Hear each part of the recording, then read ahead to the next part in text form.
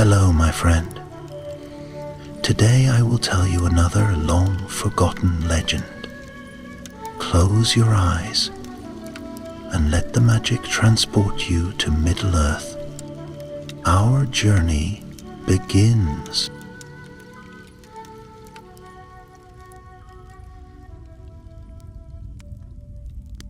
In the quiet northern reaches of Middle-earth, where the stars still whispered secrets to the snow-laden pines and the wind spoke with the memory of ancient kings, there lived a young ranger named Calandir. He was a man of quiet strength and thoughtful eyes, dwelling alone in the misty woods that shadowed the broken stones of Númenor, the once proud capital of the kingdom of Arnor. Moss had long since claimed its towers, and the river Lune flowed past its ruins with the melancholy grace of a song nearly forgotten. Calandir often wandered among the crumbled halls, not in search of treasure, but to listen. The stones, he believed, still remembered, and their silence held more meaning than many men's speech. His father had spoken little of their bloodline, though there were hints and half-tales woven into bedtime murmurs by the hearth, whispers of distant kinship with kings, of a blade that was once offered in loyalty to Elendil himself, and of a curse upon those who would try to wield it for pride. Calandir had never put stock in such things. He preferred the rustle of the leaves to the clash of swords, the hush of snowfall to the shouts of war. But fate has a habit of stirring even those who wish only to remain still. It was on a winter's dusk, under a sky woven with threads of gold and ash, that Calandir felt the change. He was tracking a wounded hart through the woods, its blood a crimson trail on the snow, when he saw a strange shimmer beneath a veil of frost. At first he thought it a trick of the light sunset glancing off ice, but as he drew closer he found that it was not light at all. It was steel. There, half buried in earth and root beneath a toppled column, lay the hilt of a sword. Its grip was bound in leather darkened by age, and the pommel bore a sigil he did not know, but which stirred something deep in him. Like the sudden memory of a song long unsung, he dropped to one knee, brushing away the clinging snow. The blade was old, older than the trees that now encroached upon these ruins, and yet, as he pulled it free, it shone, not with the polished gleam of a new weapon, but with the stern luster of something that had not forgotten its purpose.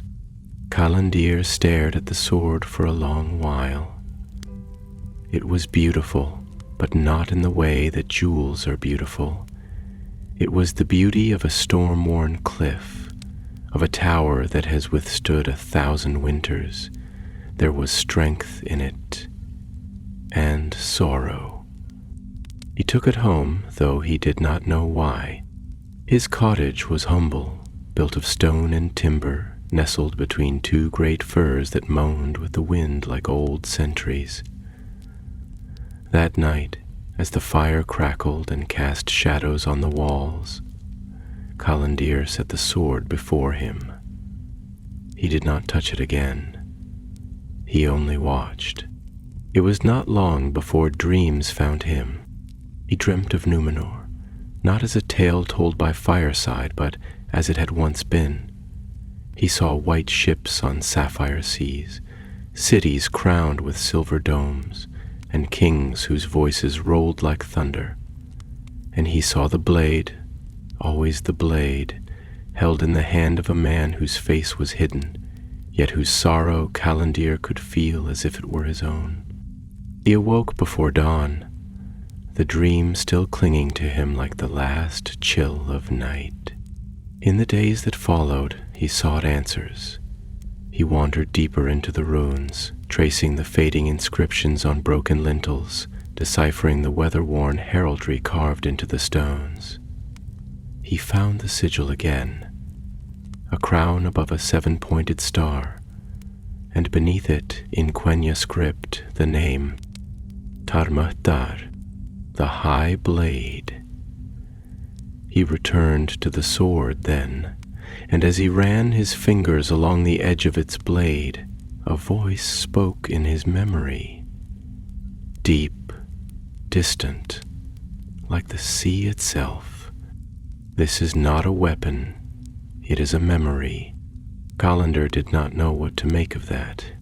He took the sword to an old friend, a lore master named Meldarion, who dwelt in a small tower near the southern hills, where the moonlight touched the land in silver patterns. Meldarion was aged, his beard long and white as river froth, and his eyes still sharp beneath a brow furrowed with knowledge. He listened as Calendir spoke, saying little until the tale was done. When Calendir drew the sword from its wrappings, the firelight danced upon the steel like it recognized an old friend. Meldarion rose without a word and went to a chest hidden beneath a pile of books. From it he drew forth a scroll, brittle with time, and spread it gently across the table. "There," he said, pointing to a passage etched in fading ink. Taramatar, the blade of Númenor, forged in the last years before the downfall, carried across the seas by one of Elendil's captains. It was said to be bound to the oath of its bearer. Only those of true-hearted purpose could awaken its power. And should that purpose falter— He paused, his fingers resting on a passage he chose not to read aloud. "What then?" Calendir asked, voice low. Meldarion met his gaze. "Then the blade remembers betrayal." A hush settled between them, as soft and ominous as falling snow. "But why now?" Calendir asked, as much to the shadows as to his friend. "Why here? What am I to this relic of a forgotten age?" Meldarion did not answer right away. Instead, he stood and opened a window to the east where the dawn was breaking. The first light of day touched the hills with gold. "Because shadow stirs again, Calendir. Far to the east, in places where the map fades, the wind carries more than snow now. It carries a whisper. The world has turned many times since Númenor fell, but the old stories, they do not sleep, and some blades are never truly lost. They wait." Calendir looked down at the sword, and for the first time it seemed not only to wait, but to watch. Outside, the wind picked up, and somewhere deep in the woods a raven cried. A choice lay before him, though it had not yet been spoken. But the road was already stirring, and the blade was remembering.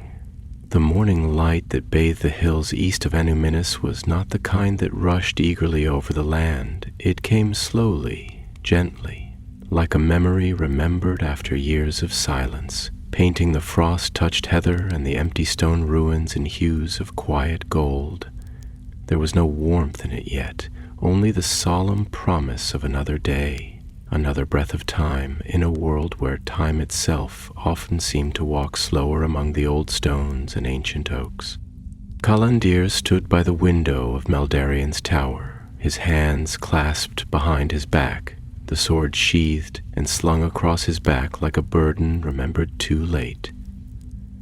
The wind, light and watchful, passed through the trees beyond the hills and curled softly through the narrow arch of the window, bringing with it the scent of pine and earth, and the faint, almost sorrowful whisper of distant rivers breaking through thawing snow.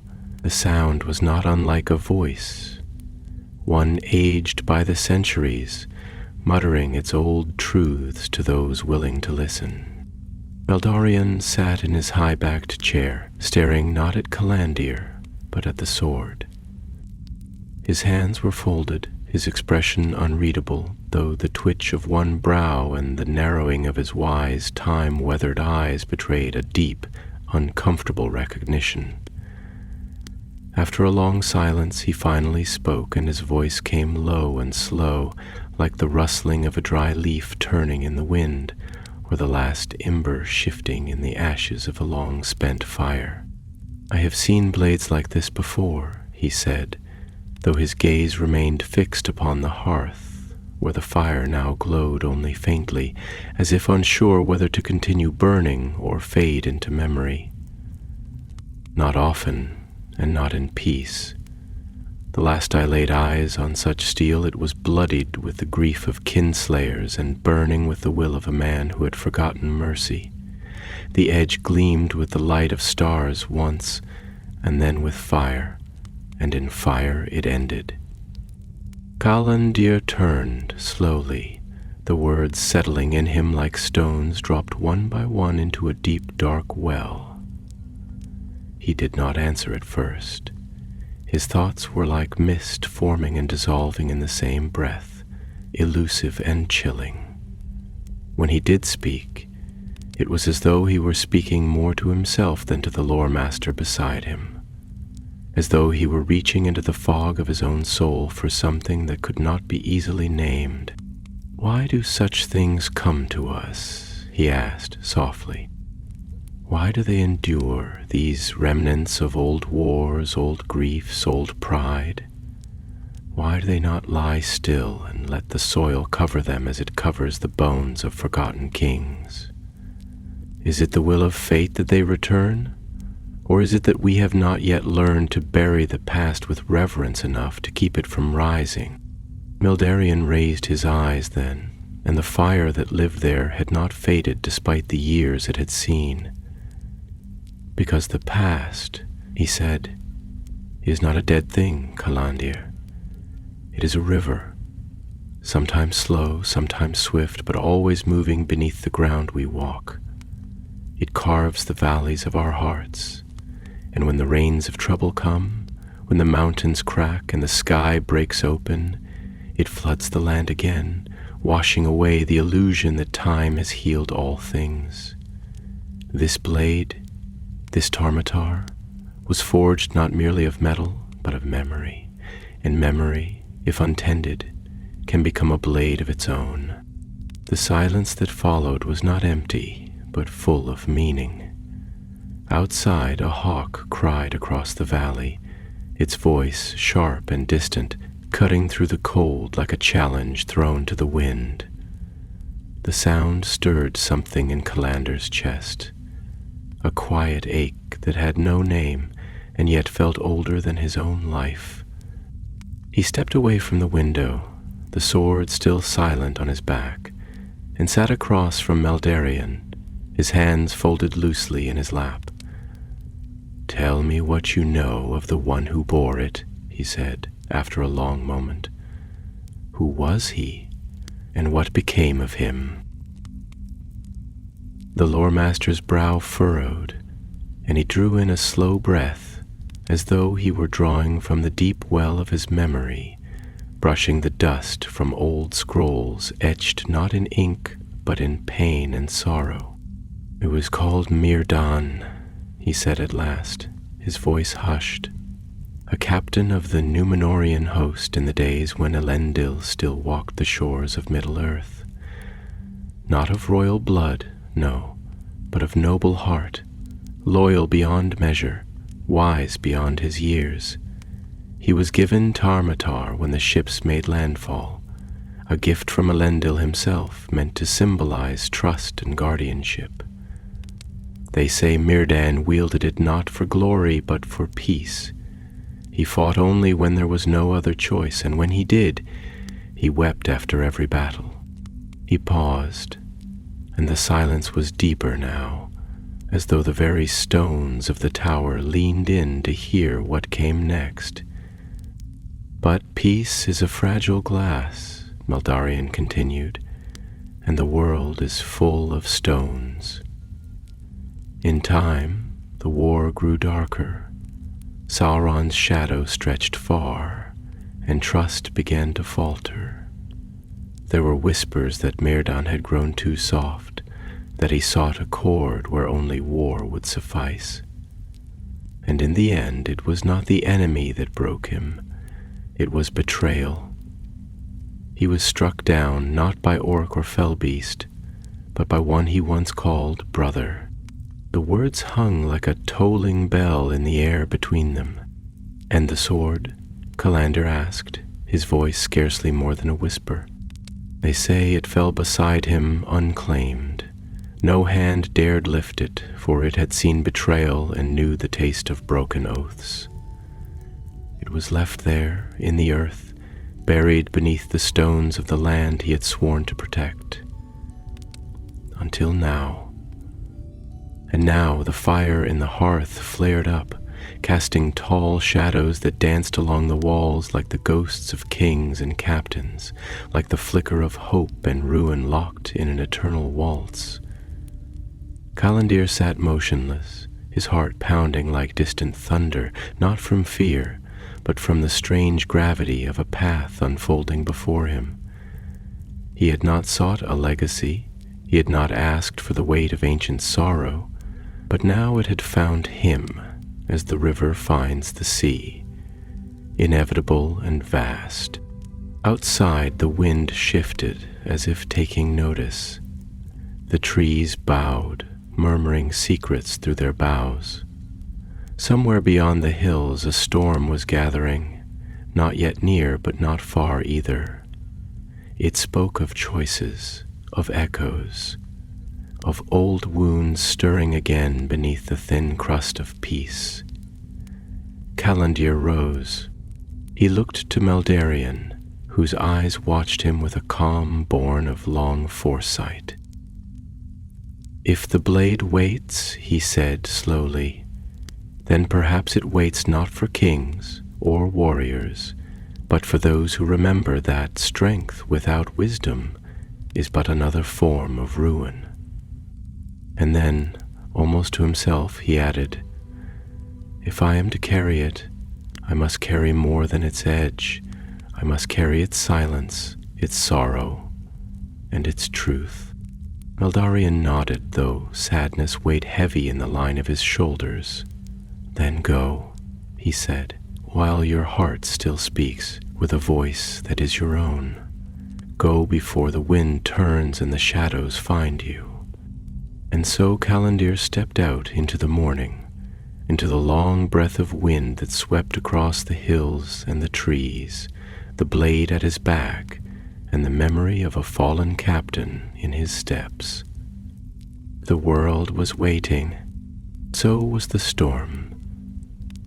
The road eastward from Meldarion's tower was no paved path of cobbled certainty, nor a traveler's trail well worn by steady feet and eager steps.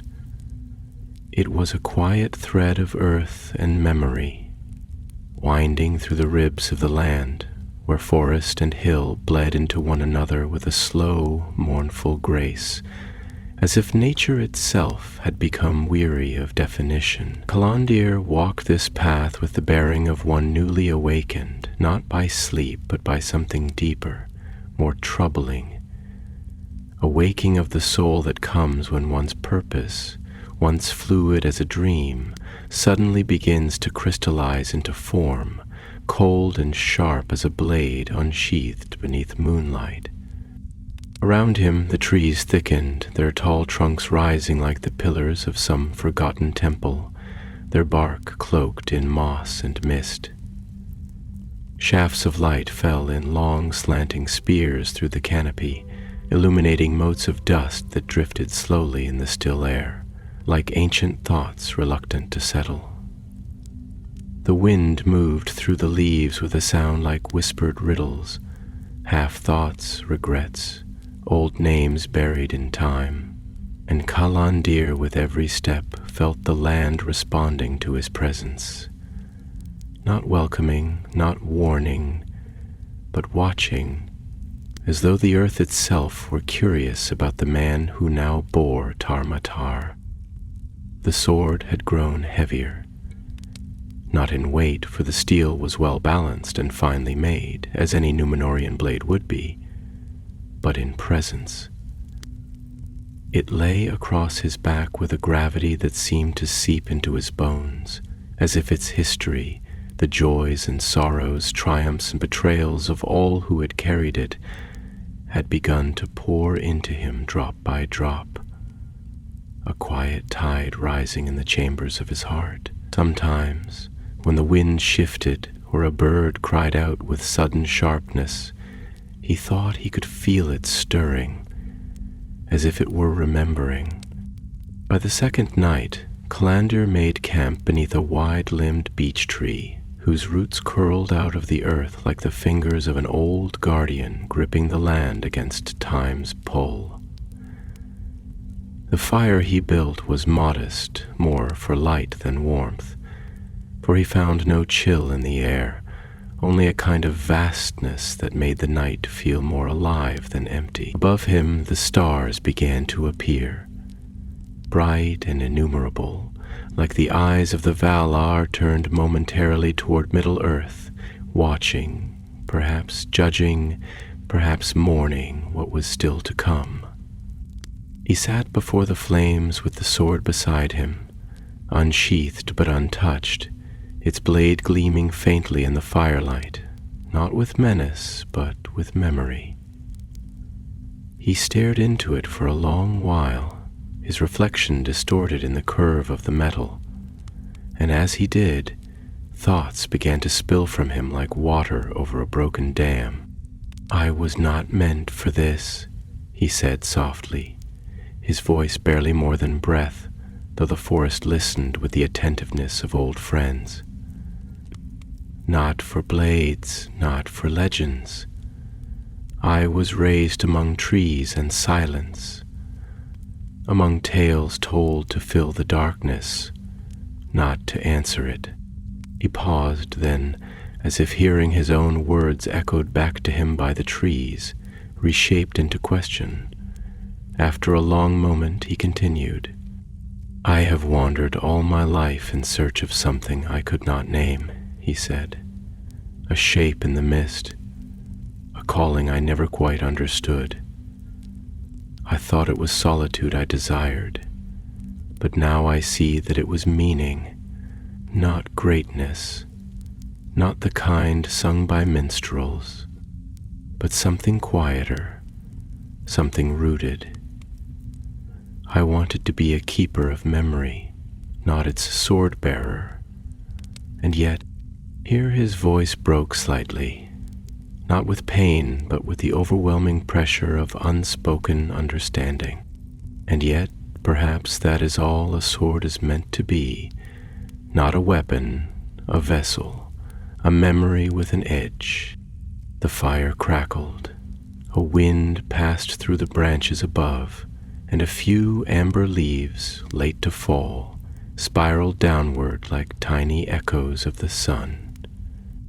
He turned then, slowly, to the blade, and addressed it as one might a companion long silent but not absent. "If I carry you," he murmured, "I must carry more than steel. I must carry him. Myrdan, the captain betrayed. I must carry his hopes, his failures, and the path he could not finish. I must carry the silence he left behind, but I ask only this: do not let me forget who I am. Do not let your fire become mine if it is the fire of ruin, for I would rather be a fading star than a fallen one." The sword gave no answer, but the flames flickered in reply, bending briefly eastward, as if some unseen breath had passed through the grove. Calandir closed his eyes then, not to sleep, but to listen, not to the world around him, but to the world within, that vast echoing hall of thought and fear and wonder, where decisions are born not from impulse but from understanding. And in that stillness he began to feel the shape of his path unfolding, not as a trail to be followed, but as a question to be answered, step by step, with every word, every choice, every heartbeat. When morning came, it brought a sky washed in gray dew, clouds drifting like lost ships upon a calm sea. The earth was damp with dew, and the forest was filled with the music of awakening things. Birds greeting the sun, small creatures rustling beneath the underbrush, and the low, steady murmur of a stream hidden beyond the trees. Calander rose with slow, deliberate motion, as though he were not simply waking from rest, but emerging from beneath the weight of generations. He did not sheathe the sword immediately. Instead, he held it for a time, feeling its balance, the smoothness of its grip, the way the light caught along its edge and danced there like something alive. And in that moment, he thought not of battles or glory, but of memory. How the blade must remember the hand that once held it in love, in duty, in defiance. He whispered, "I do not know where you lead, but I will not lead you." And then he sheathed it. The path ahead was uncertain, but no longer aimless. The blade had called to him not for war, but for witness, and he would answer, not with conquest, but with remembrance. He would carry the blade, yes, but more than that, he would carry its story. And stories, when carried with care, do not end in shadow. They pass into light. By the 5th morning since his departure from the Tower of Meldarion, Calander had passed into lands older than any map dared chart with certainty, where the hills rolled not like the backs of sleeping beasts, but like the worn bones of an age long buried, and the trees grew in clusters that leaned inward, as if conspiring in quiet voices too soft for the wind to carry. The sky above was a pale, reflective gray, as if the heavens themselves were holding their breath, watching the slow, solitary figure tread upon a road made not of stone or soil, but of memory. There was a hush in the air, not the quiet of peace, but the stillness that comes when the world pauses before something sacred or sorrowful, like a mourner before a grave, unsure whether to speak or remain silent. The forest here bore marks of age, not just in the gnarled trunks or the moss that cloaked their roots in soft green velvet, but in the way the light filtered through the canopy, thin and delicate, like the memory of a song once sung beneath stars, now vanished. Even the bird song was scarce, and those few that dared break the silence did so as if out of necessity, not joy. Calander walked with a pace that was neither hurried nor hesitant, as though he knew he was being led by something older than instinct, something that lived beneath the surface of thought, perhaps the same ancient current that had carried mariners across the sea to Númenor, or guided the hands of smiths when they forged blades meant not just for war, but for legacy. He came at last to a clearing, circular and perfectly silent, where the trees grew no longer in wild entanglements, but in a deliberate, reverent ring, as if marking a place too meaningful to be left to chance. In the center of that ring stood a single stone, half sunken into the earth and veined with lichen and cracks. Upon it, weathered but still legible, was a carving. 3 lines of elvish script, old even by elven standards, speaking not of kings or deeds, but of remembrance. Here lies not a hero, but a witness. Let the wind carry his name, and let silence guard his truth. Calander did not speak, not at first. He approached the stone and knelt before it, resting his hand upon its cold surface. The moss was damp, the cracks filled with the soft scent of earth, and the quiet seemed to deepen around him, as if the world itself had drawn closer to listen. And there, with the sword resting across his knees and his heart laid bare to the memory beneath the stone, he began to speak, not in the voice of one giving a eulogy, but in the tone of a man confessing to something he does not yet fully understand. "I do not know your name," he said softly, eyes closed, though the trees here seem to know it. "I do not know your fate, though I feel it in the weight of your blade. But I know this, something in you broke before the end. Not in cowardice, no, I do not believe that, but in heartbreak, in the quiet shattering of hope that comes when you realize that even the noblest of efforts may be twisted by those who cannot see past their own hunger." He paused, and the wind passed lightly through the leaves, a sigh that stirred nothing but the memory of stillness. "I have walked alone much of my life," he continued, voice now more steady, "and I believed for a long time that solitude was a shield, that if I kept myself apart, I could avoid the pull of old grief, the entanglements of legacy, the weight of names and oaths. But the truth is, solitude is not a shield, it is a silence. And silence left too long becomes a lie we tell ourselves to avoid hearing the deeper truths we fear to speak." His fingers brushed the runes once more, as though they might speak back through skin and thought. "This sword," he said, almost reverently, "has carried sorrow through centuries. It has seen hope rise and fall like tides against the stone, and it asks me, not with words, but with its very presence, what will you do with what has been given you? Will you repeat the past, or will you carry it with enough grace to let it rest?" He looked up then, not to the stone, but to the canopy above, where the sky broke in narrow seams of light. "I don't yet know the answer," he whispered, "but I would walk until the stars fall if that is what it takes to find it." It was then as if summoned by the sincerity of his voice or the vulnerability of his confession that another presence emerged from the forest's edge. She was tall, though cloaked and hooded, her steps soundless on the moss-covered earth.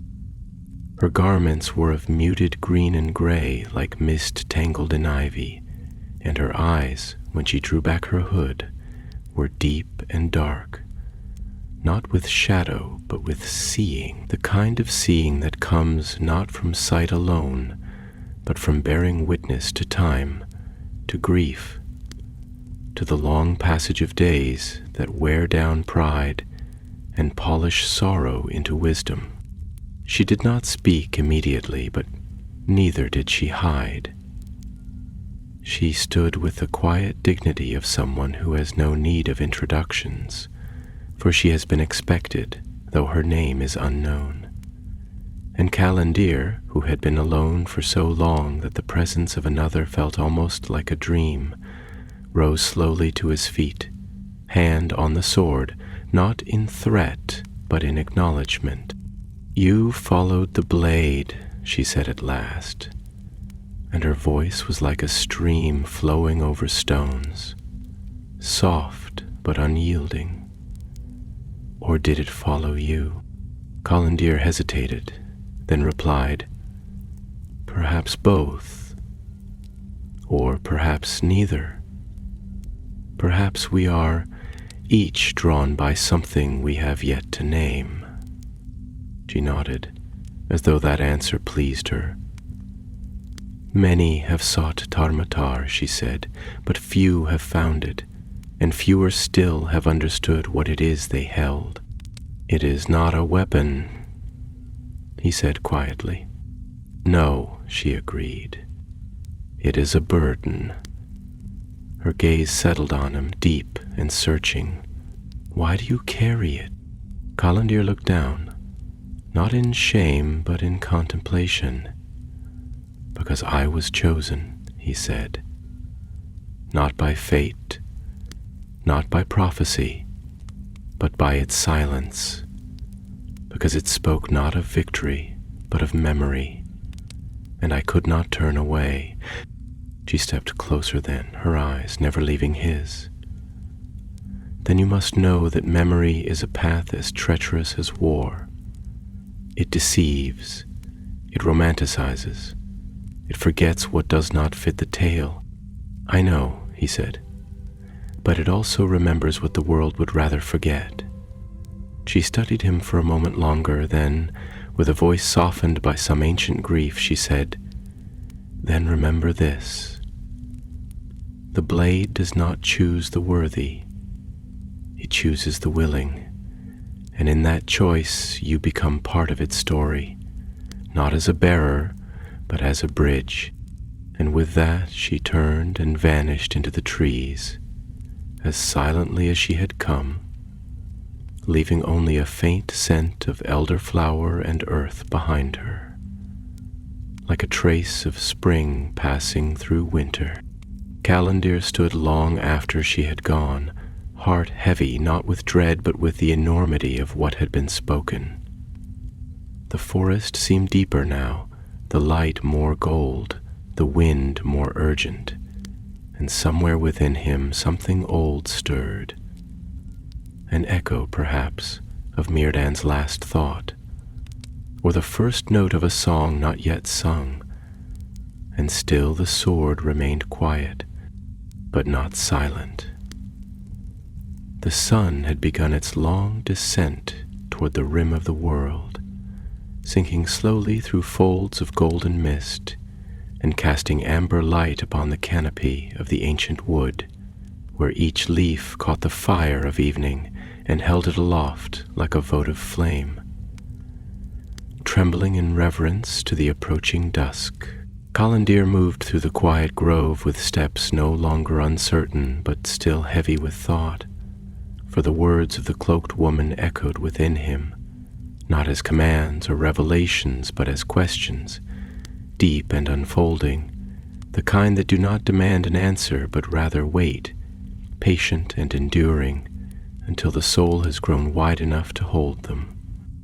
The path she had taken disappeared almost at once into the forest, swallowed by undergrowth and shadow, as though the land itself wished to keep her movements secret.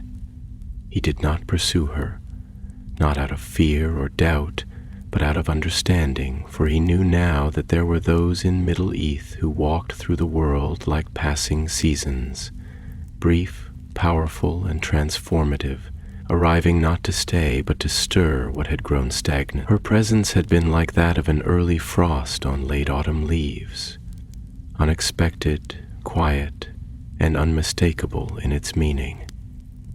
She had come not to lead, but to turn him gently toward the road that had always awaited. As the light waned, he found shelter beneath the arch of an old elm, whose roots had split a boulder in half, the two halves now forming a kind of natural threshold, the gate of stone and wood that opened not to a house, but to the embrace of the forest's deep interior. He set no fire, for there was warmth in the air still, and the forest seemed to disapprove of flames, as if too many memories lingered here in the smoke of old battles and the ashes of fallen dreams. Night fell not with darkness, but with a softness that drew silence over the land like a velvet shroud. The stars emerged one by one, distant and watchful, and above them all the bright crown of Menelvagor, the swordsman of the sky, rose into view. Callandir looked up at it long, tracing with his eyes the familiar constellation, each star a point in a tale older than Númenor, older than Gondor, older even than the names carved into the broken stones of Anumina.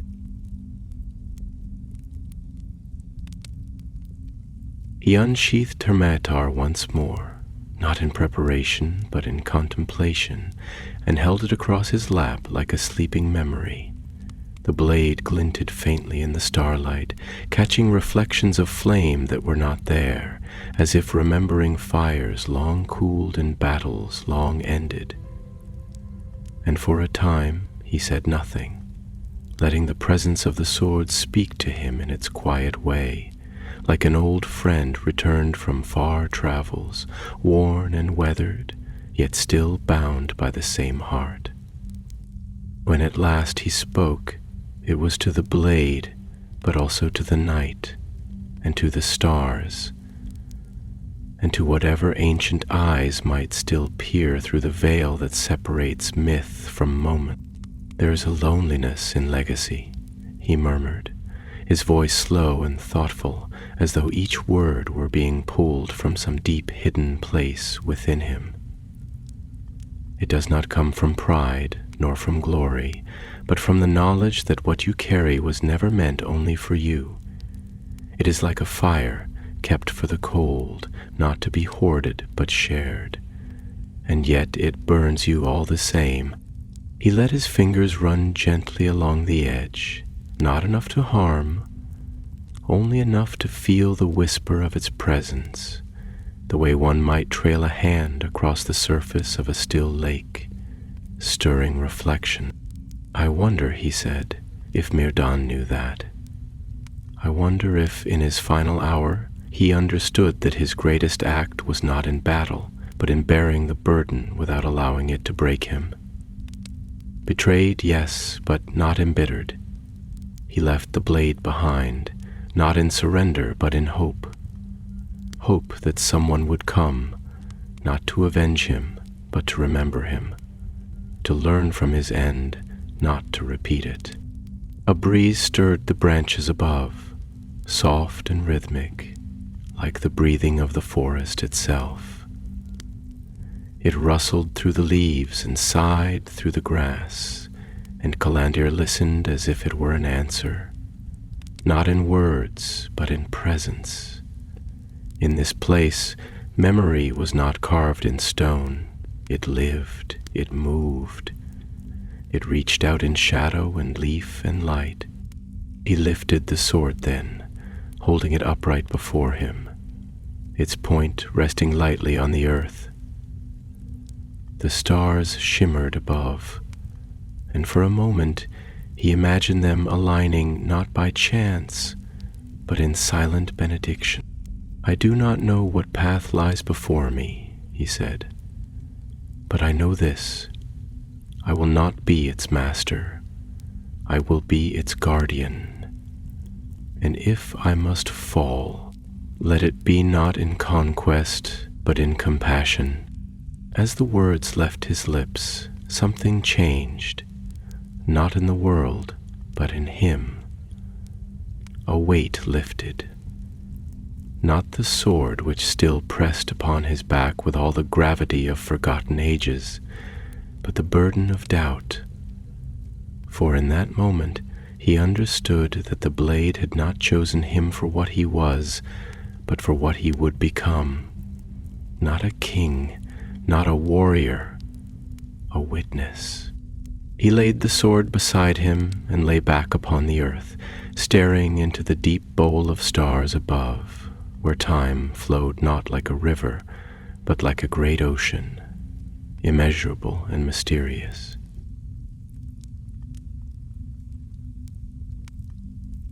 The forest held him gently, as if the trees had leaned closer to listen, as if the earth itself were cradling him like a child returned to the womb of its oldest mother.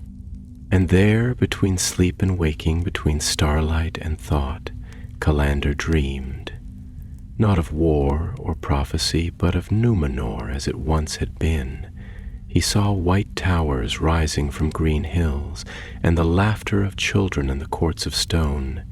He heard music drifting from open windows, and the sea calling to ships not yet turned to fire and ruin. And he saw Myrdan, tall, quiet-eyed, not as a captain but as a man, gazing westward with the sorrow of one who sees too far and understands too deeply.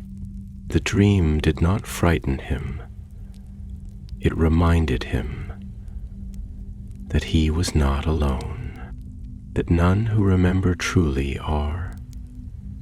The dawn came not with brilliance, but with a slow unveiling of pale light behind a veil of cloud, soft and diffused, like the slow exhalation of a world not yet ready to wake, casting the forest in a silvery stillness where every leaf held a pearl of dew, and the trunks of the trees stood like solemn sentinels wrapped in mist. There is a gentleness to the morning, as if the earth itself was pausing, holding its breath in quiet reverence for something about to unfold.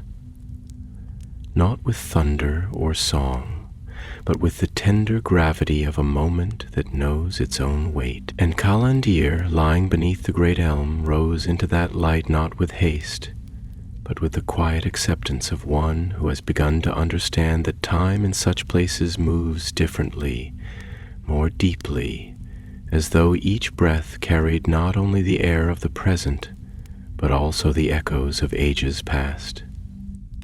He took the blade in hand again, not with the mechanical precision of one who prepares for battle, but with the careful, almost ritual grace of one tending to a sacred relic, a vessel of memory and silence and soul. Tarmatar shimmered in the morning haze, not bright, not boastful, but sure, as if it too had woken from a long sleep and now surveyed the waking world with quiet eyes that had seen much and judged little.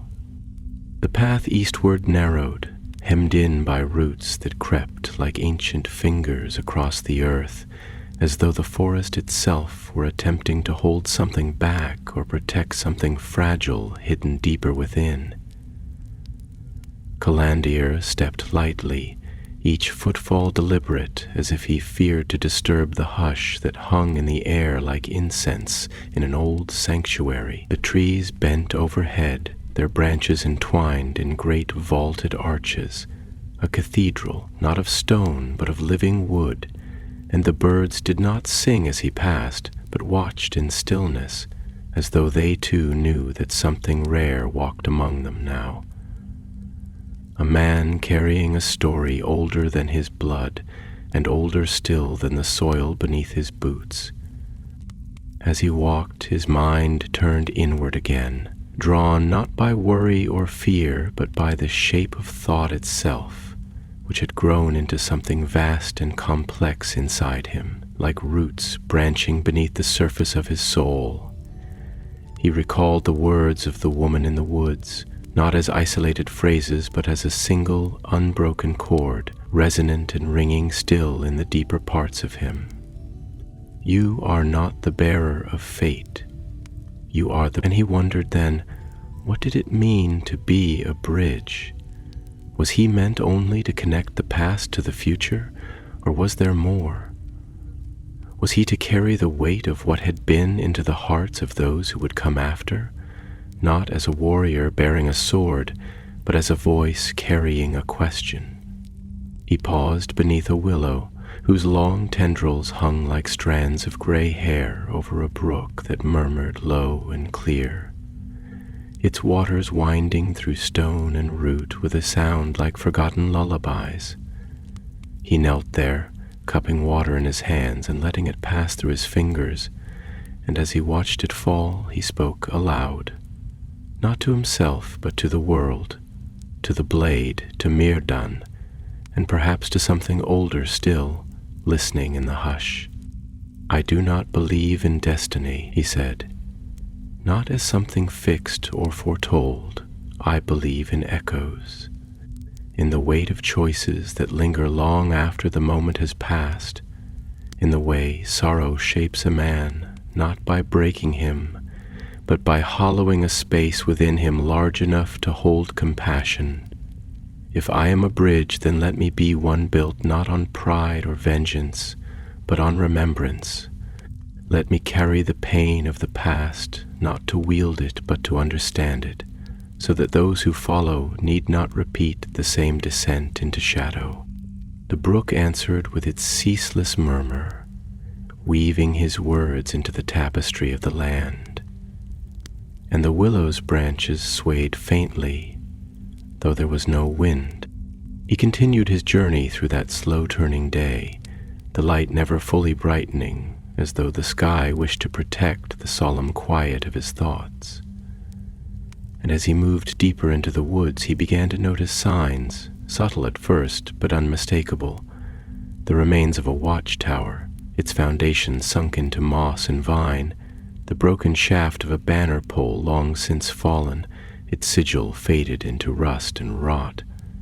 A ring of stone that had once been a hearth, now filled with earth and flowers. These were not remnants of war.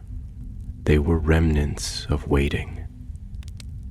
Places where people had stood watch for something that never came, or perhaps had come and left them behind. Places where silence had settled like snowfall, soft and suffocating. At dusk he came upon a hollow glade, a natural amphitheater ringed by stones carved with runes so old they could barely be read, even by eyes trained in lore. The trees here were older than the forest around them, their trunks twisted and immense, as if shaped not by time, but by the grief of ages. Calander stood at the edge of the glade, and he felt, with sudden clarity, that he had arrived, not at the end of a journey, but at a moment of threshold, where something unseen watched from beyond the veil. And then he heard the voice, not from behind nor from within, but from the air itself, as though the trees had found their tongue. "You carry it still," it said, low and solemn, not with judgment, but with knowledge. Why? Calander did not flinch. He stepped forward into the glade and raised his voice, not in defiance, but in truth. "Because to forget is to fall," he said, "and I will not let the past become only ash and silence. I carry it because it must be remembered, not glorified, not sanctified, but understood." A pause. The wind stirred, and the runes upon the stones glimmered faintly as if remembering themselves. "Many have sought to wield what you bear," the voice replied, "but few have understood that its true power is not in the blade, but in the burden. It remembers all who have touched it. It reflects not the strength of your arm, but the truth of your heart. Do you understand what that means?" Calendir lowered his gaze to the sword, unsheathed it slowly, and let the edge catch the twilight, now turning to dusk in hues of indigo and violet. The blade shimmered not with light, but with memory. "I think I do," he said. "It means that I must become more than what I was, that I must be worthy, not of its power, but of its sorrow." The glade was silent again, but the silence was no longer empty. It was listening. Night descended like a slow, thoughtful breath, not rushed or sudden, but measured, as if the very sky was lowering a veil of indigo and silver over the world to prepare it for something sacred, something not meant to be seen in full daylight, something that must be whispered beneath the hush of stars. The trees stood like tall priests in their ancient vestments, the moonlight draped upon their limbs like silk, and the glade where Calendir stood took on the feeling of a place both hallowed and forgotten, as though time itself dared not disturb its stillness. The air was cool, but not cold, and it carried with it the scent of loam and rain-slick bark, the kind of scent that awakens old memories, not your own, but those of the world.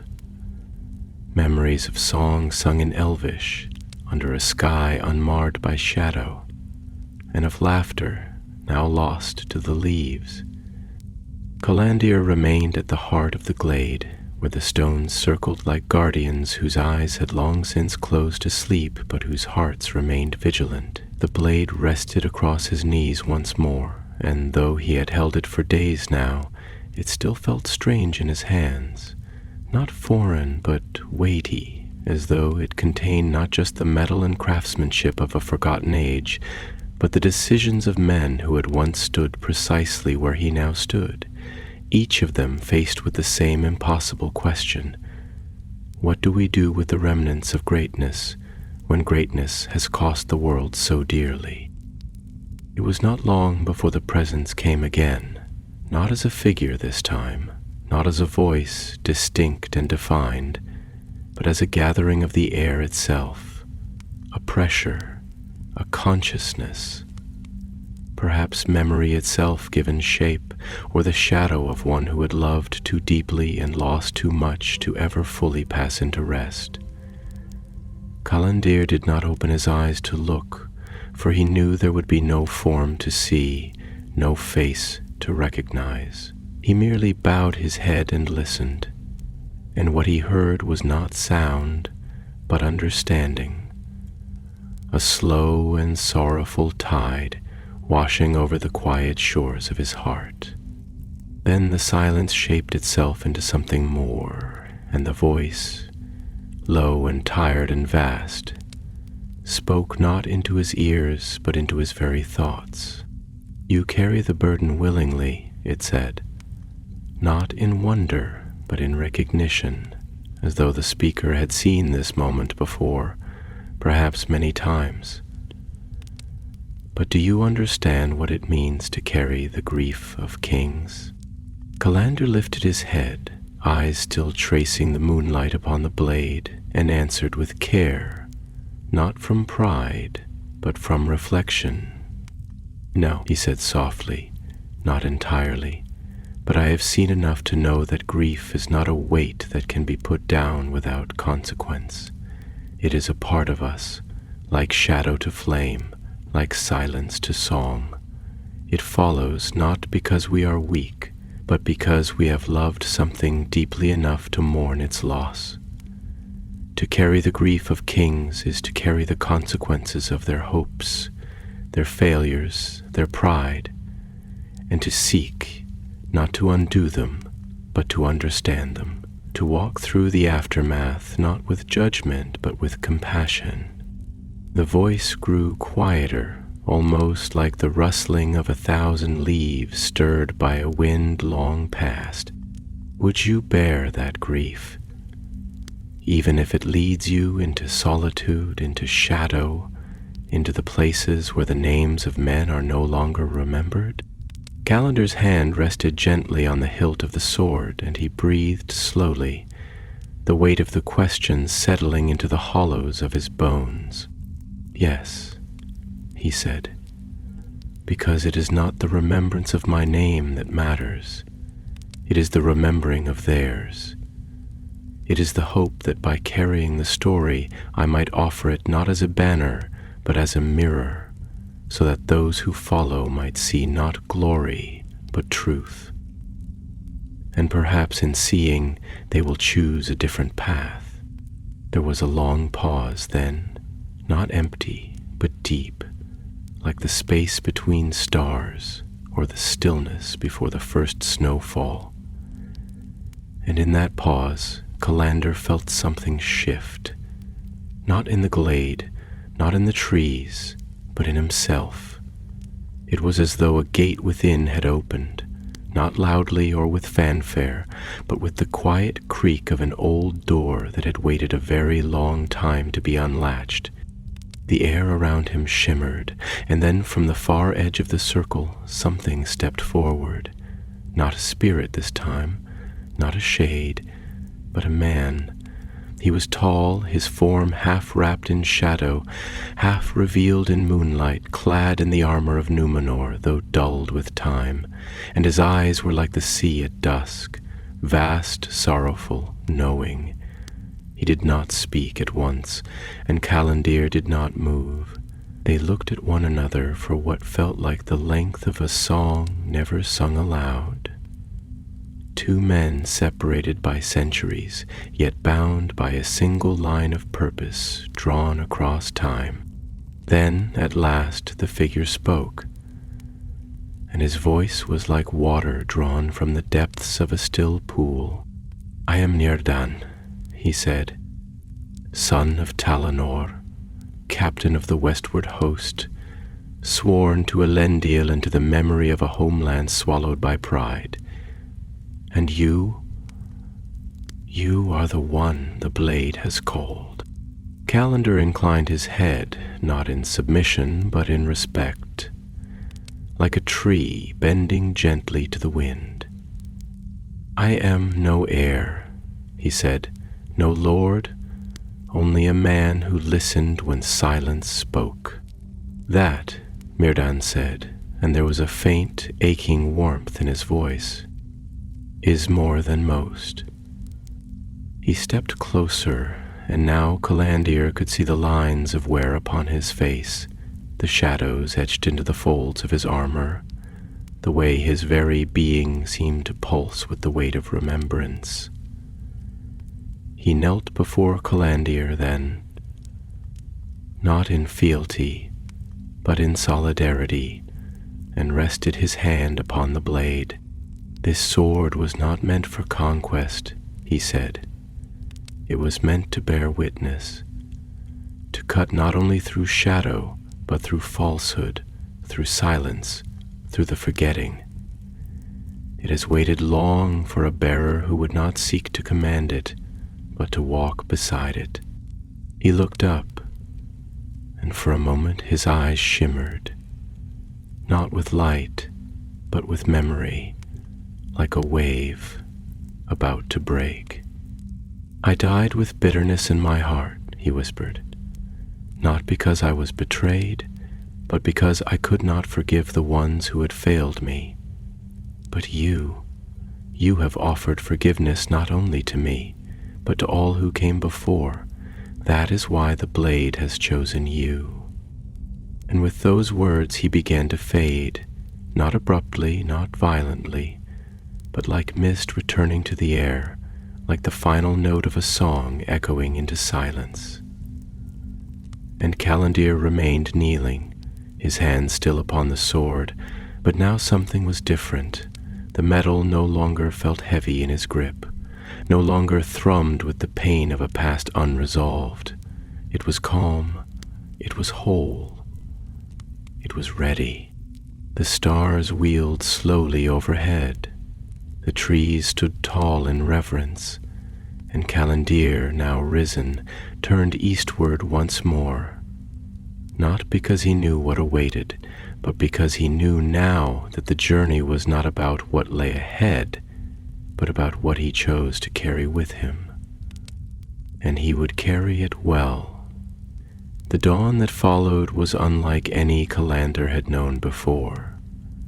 Not because the light was brighter or the air warmer, but because it carried within it a strange clarity, a kind of silent music that played not with notes, but with the pulse of the land itself, as though the forest had exhaled a long-held breath and opened its eyes once more to the presence of something sacred. The sky above the treetops blushed in soft hues of rose and gold, each cloud lit from within as though the sun had painted them with a trembling hand, and beneath this blooming canopy of light, the trees stood tall and still, their leaves shimmering faintly as if in whispered conversation with the morning. The world had not changed in form, and yet everything in it now felt touched by an unseen hand, as if the invisible threads of memory and myth had briefly been pulled taut across the surface of the world, revealing for a fleeting instant the deeper pattern that lay beneath all things, the pattern that binds history to heart, sorrow to hope, and the past to the present in a great unbroken weave of purpose. Calandir walked with a different bearing now, not as one who sought something, but as one who had been found, and who now carried not only a sword, but a truth. The blade at his side was no longer a mystery to him, nor a riddle he was desperate to solve. It was a companion, a mirror, a burden, yes, but also a guide, and though it no longer pulsed with the heavy ache of old betrayal, it still carried weight, the weight of memory and meaning and choice, and Calandir bore it not with pride, but with reverence. The path led him out of the deep wood and into the wide shoulders of the eastern hills, where the trees thinned and the sky opened up like a great dome, vast and clean and breathless, the kind of sky that makes a man feel both small and essential, like a single thread in a tapestry that would unravel without him. The grass here was soft beneath his boots, and the wind came running across the open land like a hound loosed from the leash of night, carrying with it the distant scent of heather and rain, and a promise, unspoken, uncertain, but steady as the horizon.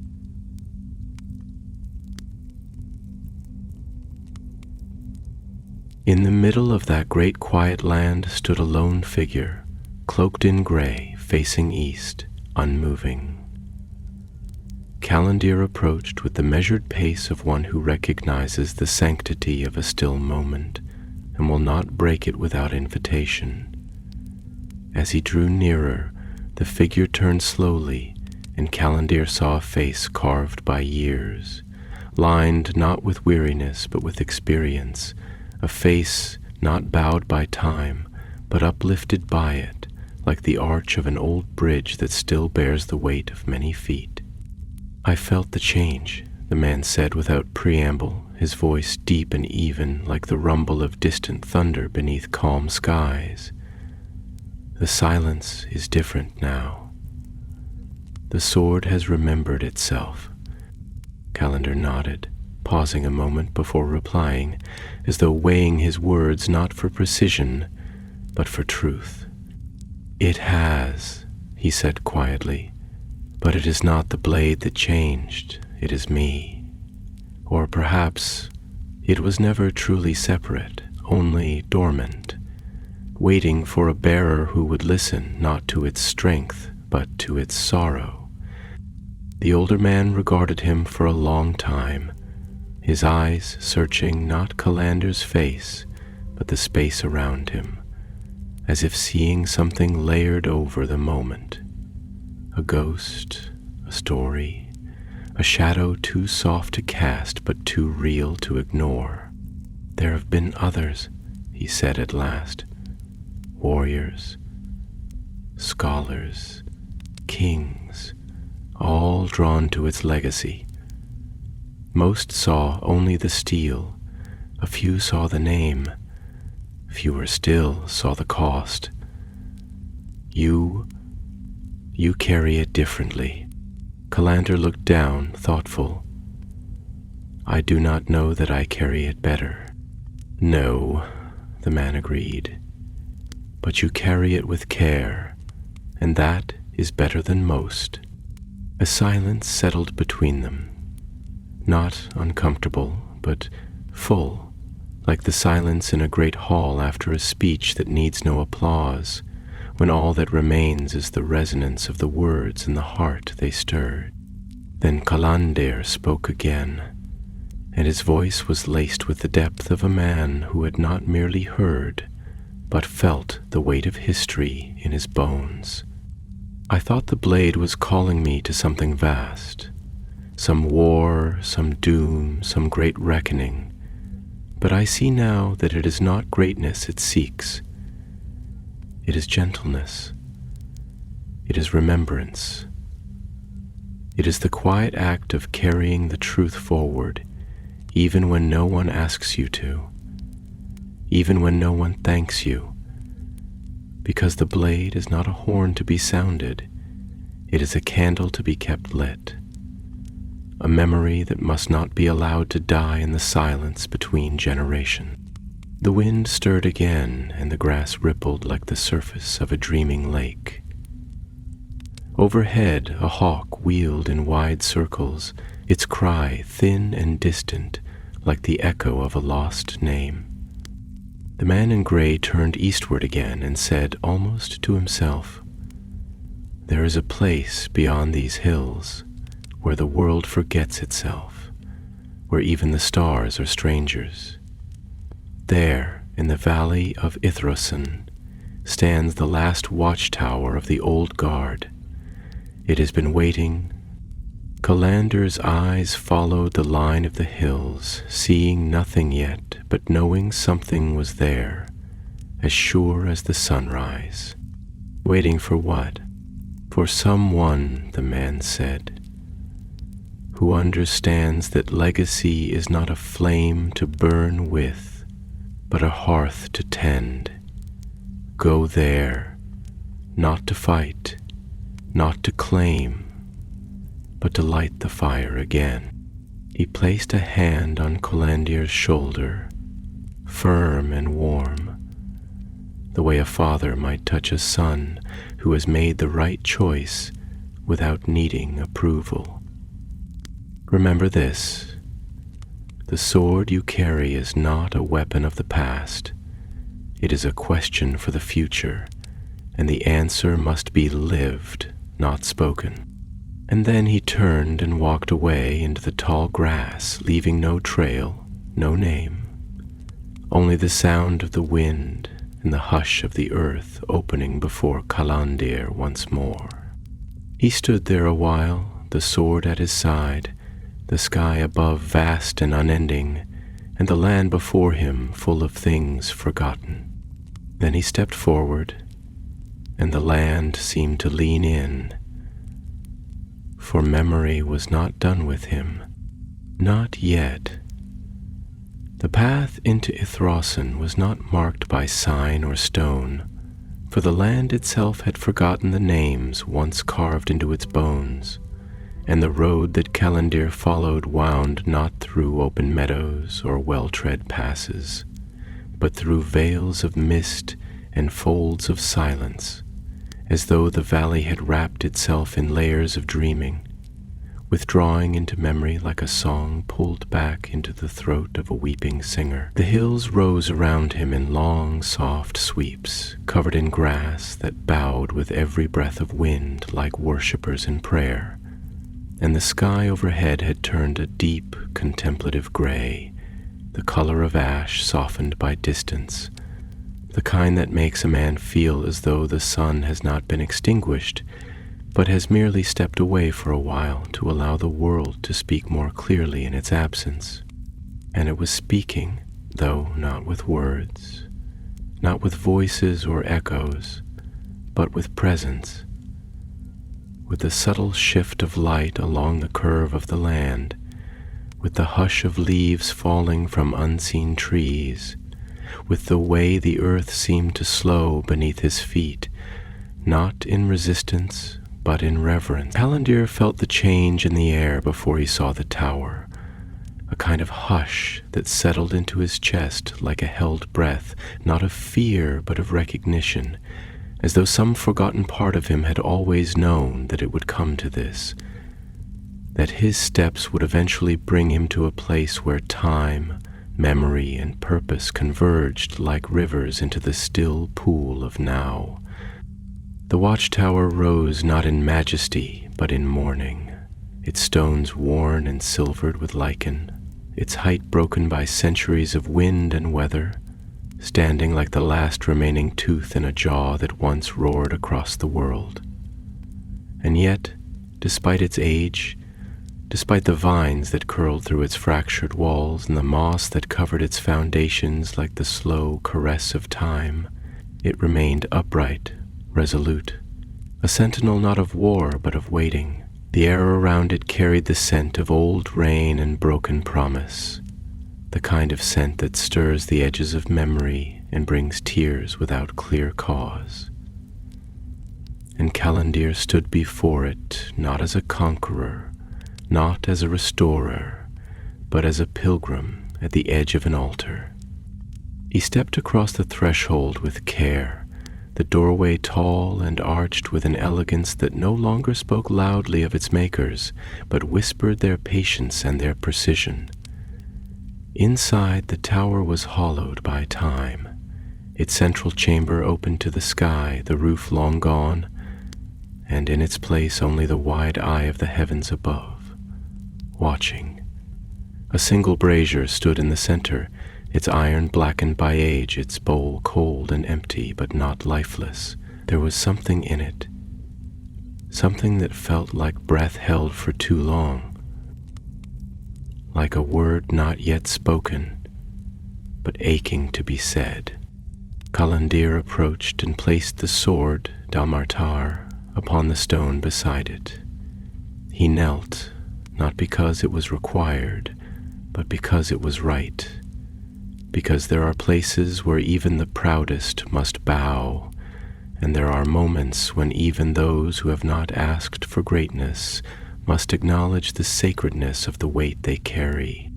And then he spoke, not in volume, not in power, but in truth. His voice barely louder than the wind, yet clear, like water flowing over stone. "I do not come to claim," he said. "I come to remember." The brazier remained silent. "I do not come to restore a kingdom or to raise banners in the name of ancient pride," he continued. "I come to bring peace to a blade that has seen too much. I come to offer rest to the memory that walks behind every footstep I have taken." Still the fire did not rise, but the air thickened, as though some spirit were leaning close to listen. "This sword has known betrayal," Calandir said, his voice trembling now, not from fear, but from the weight of compassion, from the ache of holding so much sorrow. "It has been wielded in moments of hope and in moments of wrath. It has sung in the hands of kings and fallen silent in the hands of cowards, but never, never has it been allowed to rest." He reached into his pack and drew a small flame from flint and steel, not with urgency, but with patience, striking carefully, letting the sparks catch on a curl of dried moss, coaxing it with breath and warmth. When the flame took, it did not flare with fury. It glowed softly, like a memory kindling back to life. He placed the flame into the heart of the brazier and stepped back. And the flame rose, not in wildness, not in vengeance, but in solemnity. Tall and steady, white, gold, and silent, it lit the chamber like a blessing, and Tar Martar, lying beside it, shimmered one last time. Then the sword faded, not disappeared, not vanished, but faded, as though its form was being returned to the earth itself, its memory no longer needing a vessel, its burden no longer needing to be borne.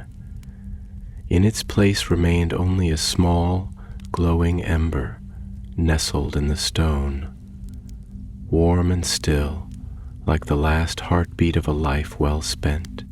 Calandir did not weep, though his throat tightened and his heart ached. He stood in the light of the fire, now joined by a wind that passed through the tower and seemed to carry with it a long sigh. A sigh not of grief, but of peace. He remained there until the fire burned low, until the sky above shifted into night, until the stars began to gather once more like distant watchfires along the edges of the world. Then he turned and stepped out of the tower, and though he carried no sword, no symbol, no title, he carried something greater. He carried peace. He carried the answer. And as he walked down the hill into the shadowed land, the wind followed him gently, and the stars above seemed to lean a little closer, as if to say, "We remember." And that was enough.